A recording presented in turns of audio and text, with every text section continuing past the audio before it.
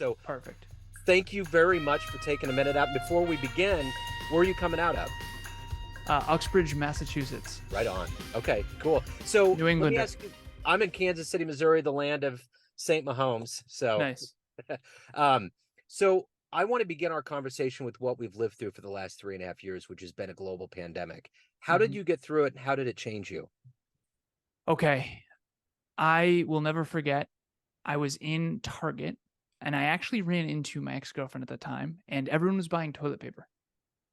For whatever reason, everybody had carts full of toilet paper, and I did not understand what was going on. Yeah. And I ran into my ex-girlfriend. Her name's Jenny, and I hadn't seen her in years at that point. And so it was like, what is going on? And she's like, oh, there's a pandemic. I'm like, there's a what? She's like, there's a pandemic. And she's like, but you're really healthy. I'm not worried about you. Because I was like a fitness model at the time, Yeah. fitness competitor, all that. And I was like, okay. And then I went back to my car and I was miffed by the pandemic thing, but also the fact that I hadn't seen my ex in a couple of years. And I drive home and I'm just curious to like, what the heck is going on here? I didn't take the pandemic very seriously until I saw the graphs online. I saw the growth curve of COVID-19, and that's when it was like, okay, game time. All the gyms closed. I was big into bodybuilding at the time. And my business, fortunately, was built on a podcast that was almost fully virtual. We had a studio that was in person, but it was almost fully virtual. Yeah. Me, my friend Mark Metry, who also had a podcast at the time called Humans 2.0, and Kevin, my co-host, we were in a room. We were in his private gym because his condo complex had a private gym. And at this point, I'm just trying to find gyms because I'm big into fitness and I cannot lift because all the gyms are closed. It was like really hard for me. I went to go buy those Bowflex adjustable dumbbells and they were like $800 because everyone needed them because no one had gym equipment, right? Yeah. And so I'm sitting down. I'll never forget this. I was at a table with Mark Metry and Kevin, and I said, okay, this is happening. What are we going to do about it? What are we going to do differently? And all of us had our notebooks out. It was this little table next to the window outside of this gym that was a private gym in this condo complex. And we just mapped out what we're going to do differently. That's when we started doing online courses. That's when we started doing monthly meetups. That's when we started doing live podcasts. That's when we actually just kind of sat down and reinvented, okay, we can't control the pandemic. We can't control that the gyms are closed. We can't control what's happening, but we can control what we do about it. And that's the simple lesson is, what are we going to do about this? What is within our control? Yeah. And that's what we did. We wrote down a plan, all three of us. I don't know if I didn't really follow up with Mark a ton. I haven't kept in contact with him. So I don't know if his plans have panned out, but he was actually speaking. He was scheduled to speak next to Gary Vee on stage, Gary Vaynerchuk. Yeah. And he had all these speaking engagements booked and all that, and all of those got canceled. And so really what we did, the short answer is we made our entire business fully virtual. We had an in-person studio we used to commute to. We actually stopped. We got rid of the studio, which lowered our expenses, and we went fully virtual. We actually use a platform called StreamYard. Okay. Okay. Yeah, Yeah, I for our know all about podcast. that. Yeah. Yeah. So let me ask you this. If you got in front of a bunch of third graders and one of the kids asked you, what do you do for a living? It's career day. How do you answer them? I actually, it wasn't third graders, it was high school students, but we went to a career day as podcasters. Yeah. That was a trip. That was a trip. The kids are like, what do you think about what's going on with Kanye and Kim Kardashian right now? And I'm like, I don't know what's going on with Kanye and Kim Kardashian. It's funny. It's like, oh no, is that what you're focused on? Yeah. So if I'm talking to third graders, which I actually have done, by the way, Kevin and I gave a speech one time to the ages between 7 and 12. One of the hardest speeches I've ever given. Yeah. I actually coached a 7-year-old and an 11-year-old. The free gift at the end of the speech was free coaching. Yeah. And I coached a brother and a sister, a 7 and 11-year-old. So what I would explain to them that I do is I help businesses grow. And for example, the TV shows you love on television right now are actually produced by businesses. And those businesses need to make content that you consume, and the commercials that you see are also businesses for the toys that you want or whatever. And those businesses need help learning how to grow and add more value and become more profitable. And so that's what I do. So what did you want to be in the third grade? What was your dream to grow up and become? I love that question. So, two paths. This is going to sound a little crazy. One was going to be lawyer, politician, president. Okay. The other one was going to be engineer, MBA, Fortune 50 CEO for a tech company like my hero, Steve Jobs. Okay. And I reluctantly say hero Steve Jobs because obviously there's shades of gray with everybody, but at the time he was my hero.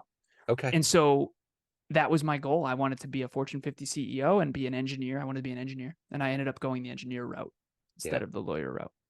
You know what I find interesting where I'm at? I'm in a suburb of Kansas City called Lee Summit. There's a lot of breweries everywhere. And someone was telling me that a lot of engineering students are the ones that are opening these breweries. That's becoming kind of a thing now, which is interesting because there's this love of beer. There's an engineering knowledge to make the actual beer, and they're making a lot of money. So Of there's kind course. of this wave. It's fascinating to look at it that way. You think they're chemical engineers? They should be now. Yeah. Yeah, yeah, I yeah. but I think maybe they could match up. Different engineers could match up to kind of maximize what they're doing. It's a it's a way of thinking. Yeah. I'm an engineer through and through. Even the way I articulate things, I think of there's four modalities of thinking really that I've come up with that I've uncovered. Yeah. Numbers. If you think in numbers, logic, rationality, that's the engineering mind. Yeah. There's energy. Some people think in energy. There's pictures. Some people think in pictures. And then there's words. Some people think in words. Yeah. One of the reasons why I've struggled as a speaker is I think in numbers. So if I'm talking to an audience of engineers, I mean, they're going to love what I say. Yeah. When I'm talking to an audience of emotionally driven people that are less rational, it doesn't resonate as much. Yeah. I get that. I totally get that. So you mentioned Steve Jobs. Who's been a hero? Who's been a fuel for your passion? Yeah, Steve's one of them. Um, if you've ever read any of the books by Walter Isaacson, Yeah. he okay. Walter Isaacson's a biographer, and he's done Benjamin Franklin, he's done Leonardo da Vinci, he's done Steve Jobs, he just did Elon Musk. Yeah. Now, in my early days, I had a ton of heroes. I mean, I had Matthew McConaughey was a hero, and I had Leonardo DiCaprio was a hero, and I had Achilles from Troy, which is a fictional hero, and I had Greg Plitt, who was a fitness model, who was my hero. And so for me, I grew up without a father. My father passed away when I was 2 years old. And I had a stepfather from 3 to 14. And I was just looking for male role models without realizing it. This was all unconscious. Yeah. And now in my 30s, I've actually come to realize that pretty much all of my heroes have fallen from the pedestal.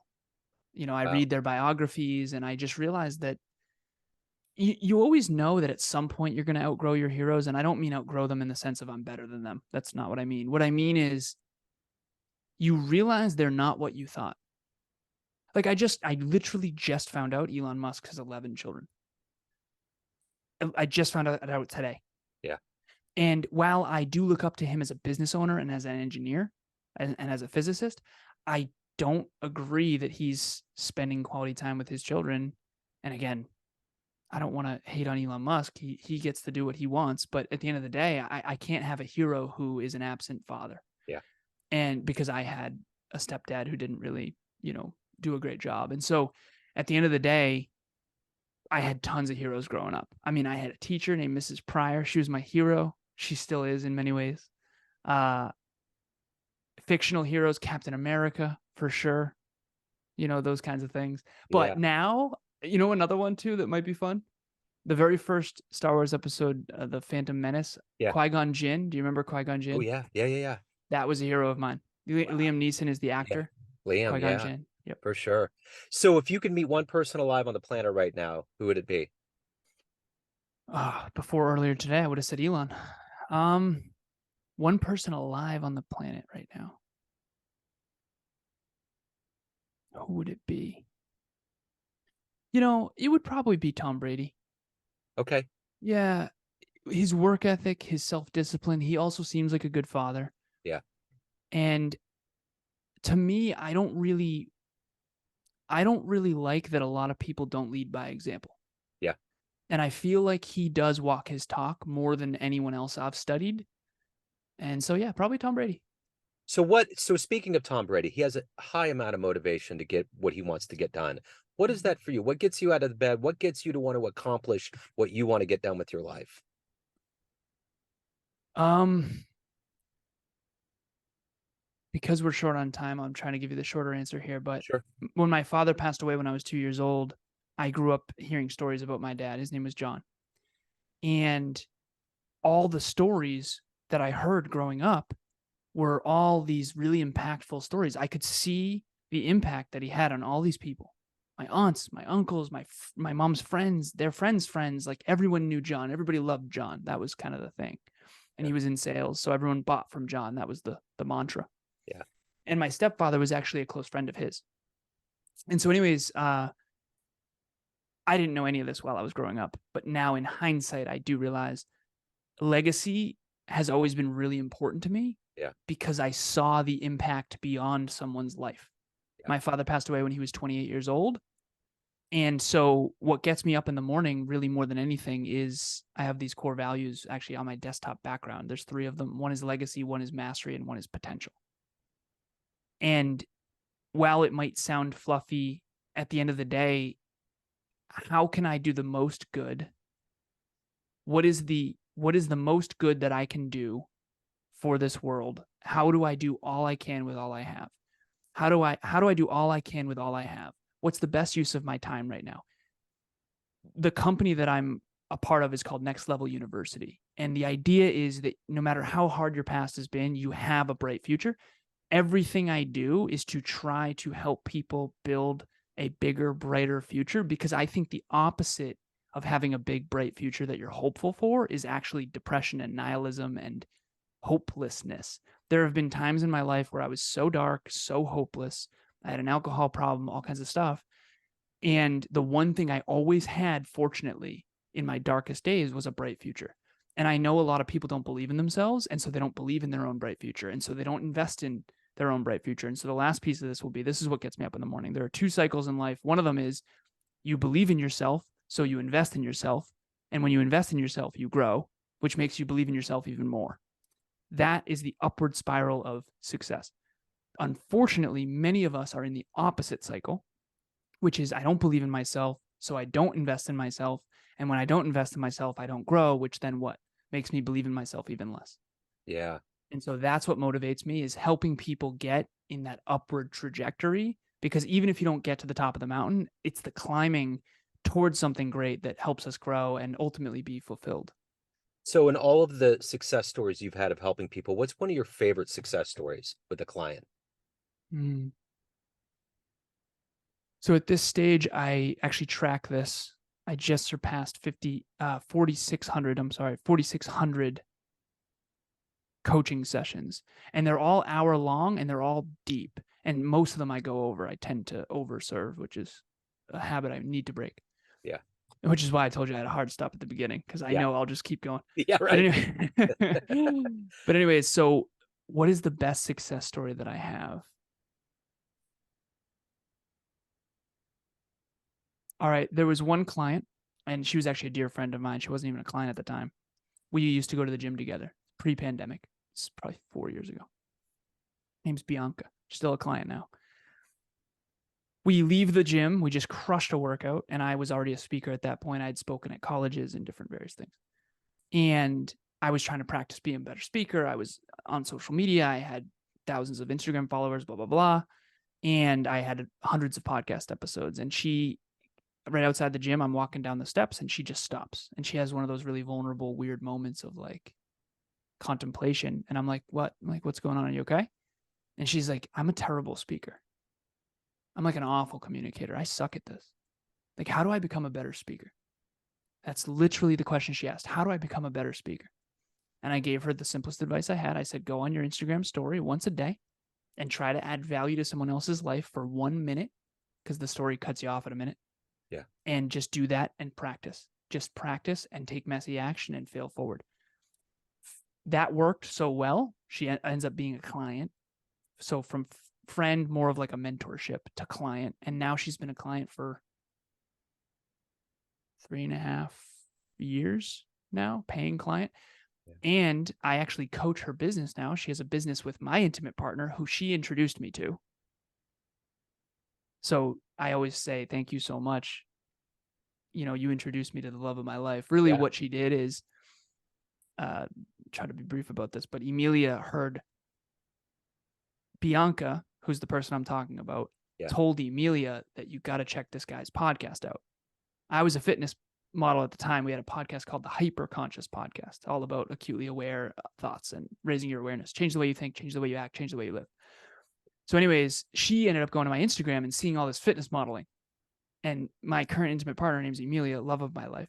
She was like, nope, no, I don't want one of those guys, right? I don't need another one of those attractive guys. She wanted, and Bianca fortunately said, no. His body is really great, but you don't understand. His mind is really powerful. At least listen to the show. So thank goodness she did that. Yeah. Anyways, now here we are almost 4 years later. Oh, yeah. And I actually am the business coach for their company. And they have a company called Evolve Ventures. And they have a podcast called Evolve Ventures Technologies. And they are now clinicians who help people with mental health. And they have 250 podcasts now, episodes. Wow. And they have a team, and they, it's grown so much in such a short time. It's actually wild to talk about. That's cool, man. That's a great full circle story. So everyone has a perception of you. There's all these pockets of people. And this was a great lead in with this story. Family, friends, clients, colleagues, but you run the show. What's your perception of you? Who do you think you are? Great question. Who do I think I am? As cliche as this sounds, I think I'm the man that I always wished that I had. I know that sounds so cliche, but I really do feel that way. As a matter of fact, I have a therapist. Her name's Carol. I'm actually on the phone with her right after this. She does internal family systems. And for those of you who have never studied that modality, it's kind of like if you've ever seen the Pixar movie Inside Out, how there's joy and there's disgust and there's all the different, we all have these different parts of us. Yeah. And we're a system of parts, and we have protectors, and we have managers, and we have firefighters, and we have exiles. Exiles represent your deepest wounds that you're basically trying to avoid. So anyways, I'm on a therapy call, and we did this sort of meditative thing where she asked me what my child self thinks of my current self. Now, without getting too woo-woo here, this was really fascinating. Yeah. And I was literally in my mind seeing myself now as my childhood self. And she asked me the question during this meditation, like, what do you want to say? And it was so fascinating because the way that I saw myself as a kid was like, oh my God. And then I go back into my adult self and it's like, well, I'm not that impressed, right? Right. But my childhood self would adore this man. And so in a way, I am the man that I've always aspired to be. And more importantly, I think that I've always aspired to have as a father. That I didn't have a dad growing up, and I didn't like my stepdad at all. So I really wanted to be a great man, and I wanted to be the man that I always needed. So yeah. What a self-actualized answer. That's so good. So before we get out of the door, I know we're low on time. I have to ask you one thing, but I want you to make sure to let everybody know how they can hire you, reach out to you, learn more about you. But before we do that, if you could see one event in human history with your own eyes, where are you going? What do you want to see? Because you're the kind of guy with your thirst for life that's gonna, this is gonna be good for you. Long pause. One event in all of human history.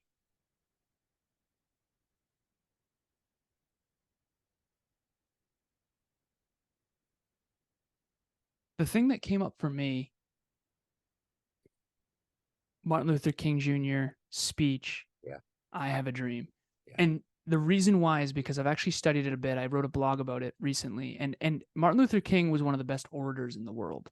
And when I say orator, I'm a speaker. I study speaking. I study communication. I'm obviously trying to get better every single day. I have 1,500 episodes of a podcast, so I practice constantly. Hopefully this is good.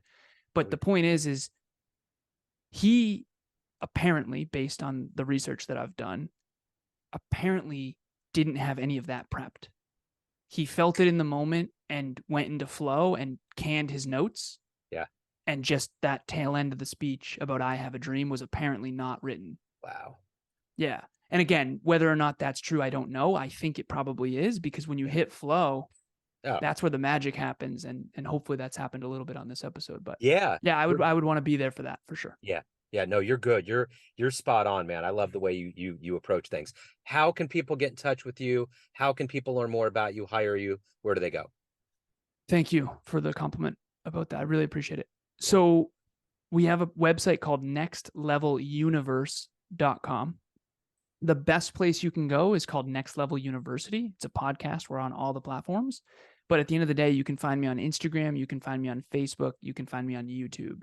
I primarily connect with people through Instagram and Facebook. Those are pretty much the only ones that I use at this stage. Even though my team uses TikTok and all that, the Yeah. best place to reach me. You can DM me on Instagram. You can DM me on Facebook. You can email me, Alan, at nextleveluniverse.com. But the key is nextleveluniverse.com, not nextleveluniversity.com, because nextleveluniversity.com was taken and the person is trying to charge a ton for it. So we decided to call it nextleveluniverse.com.